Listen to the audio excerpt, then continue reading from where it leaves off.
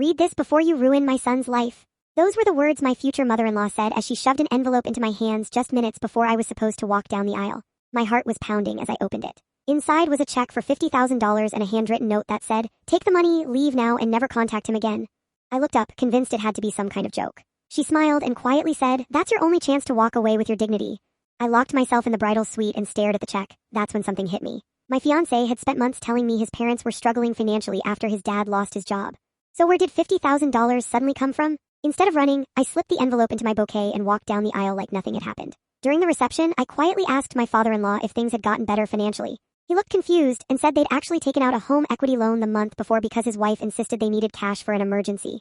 I handed him the envelope. His face went completely pale. Without saying a word, he walked over to his wife and in front of both families asked why she'd gone into debt just to stop her own son's wedding.